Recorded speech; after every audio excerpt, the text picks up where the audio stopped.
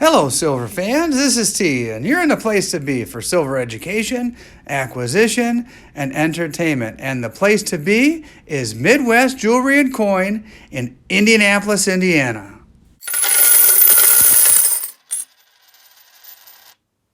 T. Okay, guys. Hey, I am here at Midwest Jewelry and Coin Exchange, and I'm talking to the owners here. And guys, I didn't even get your names. We just started a conversation, and thanks for having me here in the shop. Glad and to letting have me you. shoot. What are your names? I'm Tony Jordan, and this is my son Eric. Yep. Okay.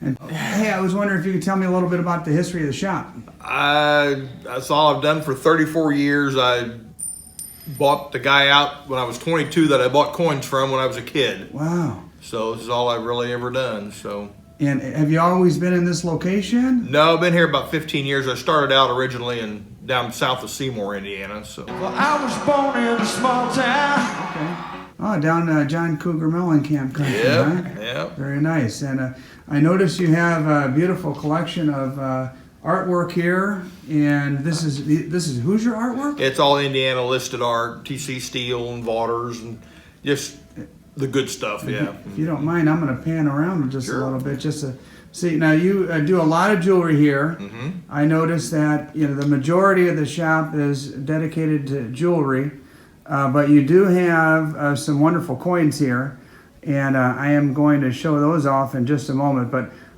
this is a really involved collection. I see one there with the sand dunes. Is that? That's a Frank Dudley. He lived up in a shack on the Indiana dunes at Lake Michigan. Yeah, that's my neck of the woods. Yeah. I'm from Northwest Indiana, Crown Point, and just stone's throw from the dunes, and it's a beautiful part of the state. And it's impressive that you have that there. Yeah, he's pretty well known. Mm-hmm. And Eric, you are following in the old man's footsteps here? Trying to, that's the plan. Okay.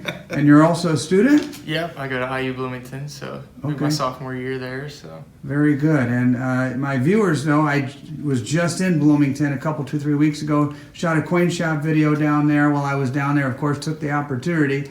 But that Kelly School of Business has got it going on, my friend. Yep, absolutely. And congratulations for being accepted. Thank you. That's a big honor to be accepted over there. So hey, I've got some questions about the shop. How's business? How's the coin business here? It's phenomenal. It's been really good. And you've been in it a long time. Long time, yeah. And so I went through it all. Okay. And so what are people coming in buying? Are they stacking? Are they buying coins for collecting? More of stacking, buying a lot of silver, a lot of gold bullion. Okay.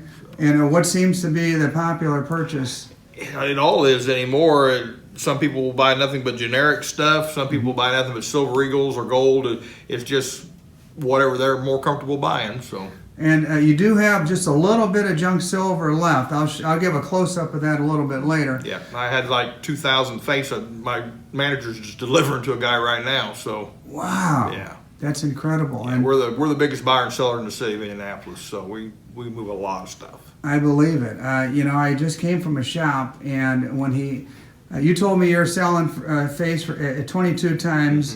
Mm-hmm. This guy, when I walked in, he was at 24 times.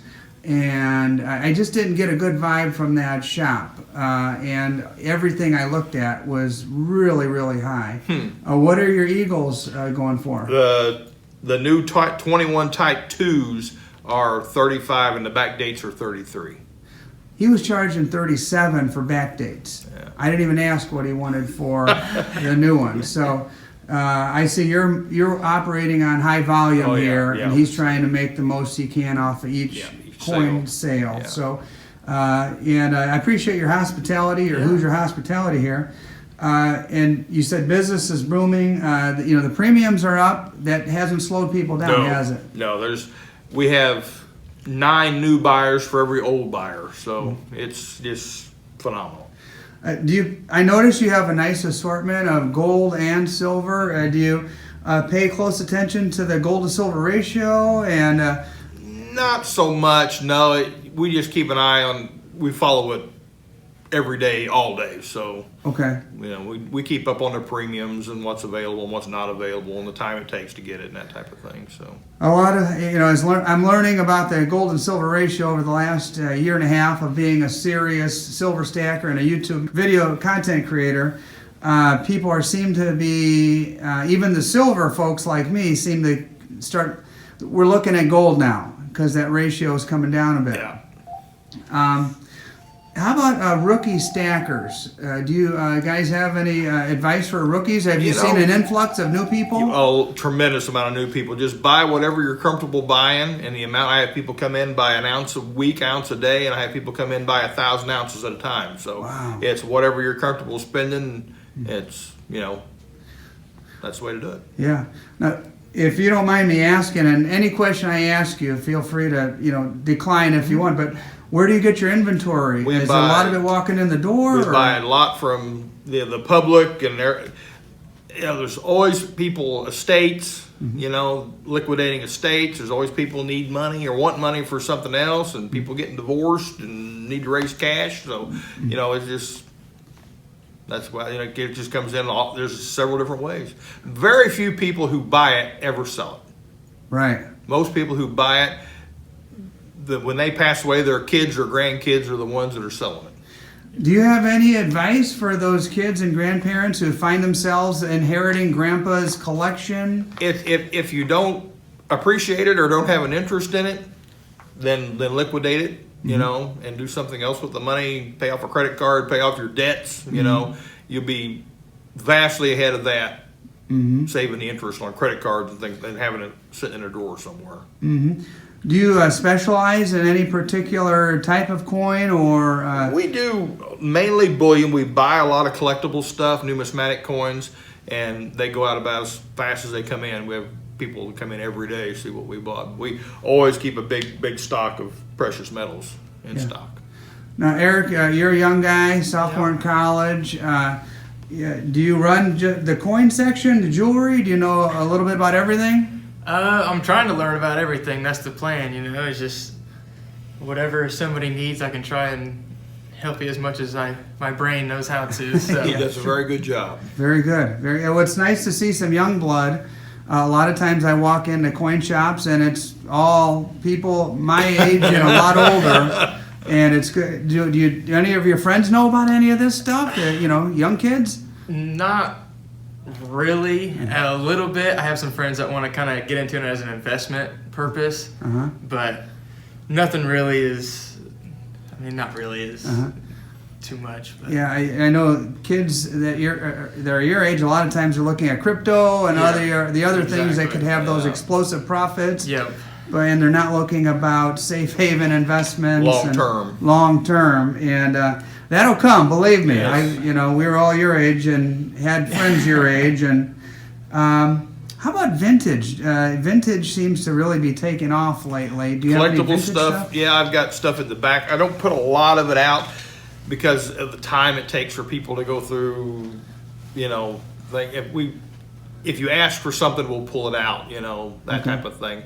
The collectible numismatic, like I said, the numismatic stuff goes out about as fast as it comes in. Okay. Do you have an online presence at all? I have a website, but that's it. I don't do any online business. You're old school. People I'm walk old in, school. they see what they like, they buy it. Yep, I'm a pen and paper guy still. Okay. So. Very good. Very good. Do you happen to have any Mexican silver? That's one of my areas I really like. No, I don't have any Libertads or anything like that. I've got. That's anything foreign, really. That's a Maria Teresa Thaler. They've pretty well cleaned me out on the foreign stuff, the Krugerrands, that type of thing, silver. How often would you say there's a turnaround in this case you have here? Oh, is constantly just never looks the same way twice. One day is completely different than the next. So that's the advantage of walking in. Yep. You never know what you're going to get. You never know what you're going to get. And that's, to me, that's part of the fun of being a silver stacker and coin collector. Yeah. I'm kind of a hybrid of both. I'm trying to do my best to put as much silver and gold in my safe as possible. But sometimes the numismatic stuff just catches my eye because I'm a coin collector at heart. Yep. Do you have a personal collection, or is it just all comes and goes? I own so much at all times with the inventory. I do not keep anything. I just constantly. You're either a dealer or you're a collector. Uh-huh. You know, and I'm a dealer. I started out as a collector when I was 10 years old. Yes. So, yeah. Uh-huh. Yeah, the other coin shop owner that I've talked to recently in Bloomington was saying the same thing. He used to collect. Then he, before you know it, he was poor because he was collecting all the you good can't stuff. keep everything. Yeah. Yeah, it's a mentality. You've got to just let Correct. it go, huh? Yep.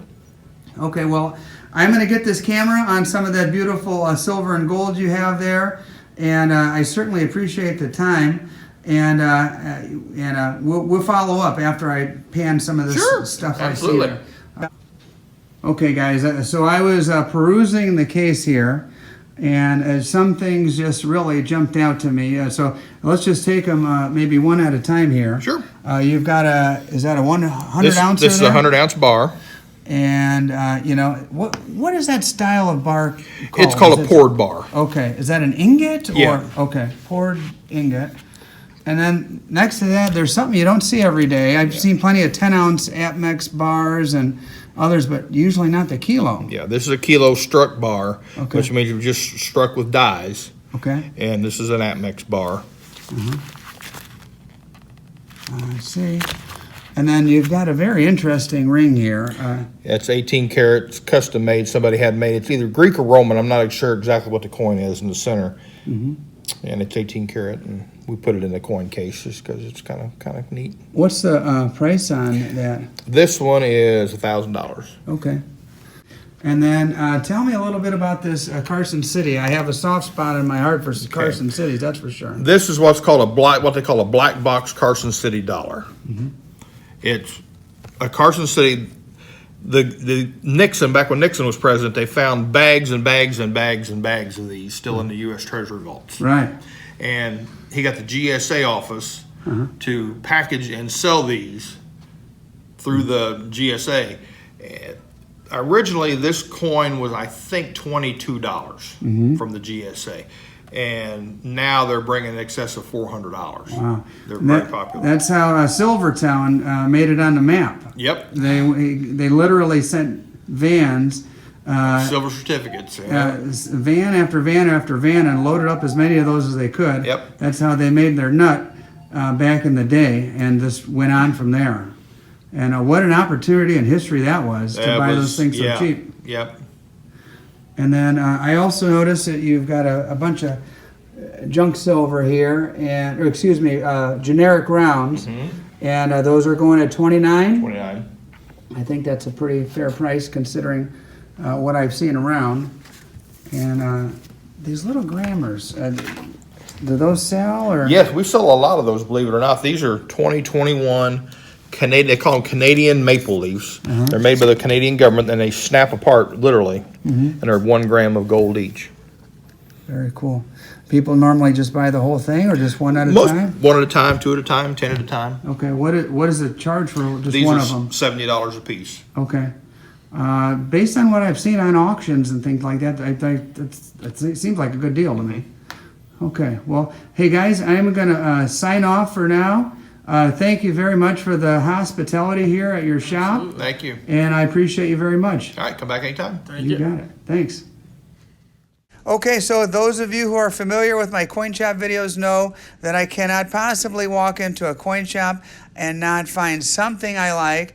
And no, I did not purchase this entire box of rounds, but I did pick a few out that I will show you. And I am a major Cubs fan. Many of you know that. 84 Cubs was my favorite team. I could name probably most of the guys on that team to this day. And then before 84, there was a guy named Ernie Banks that played for the Cubs, who was really, really good, a Cubs legend. And then finally, who could pass up an old Engelhard round? You don't pass those up when you find them. Hey, thanks so much again, guys. And if you haven't done so already, be sure to subscribe if you'd like to see more coin shop videos. Speaking of more coin shop videos, take a look at this playlist I'm about to show you right now. Just click on the little T logo to subscribe. And hey, check out that coin shop playlist if you enjoy these types of videos. Thanks for watching, everybody. T.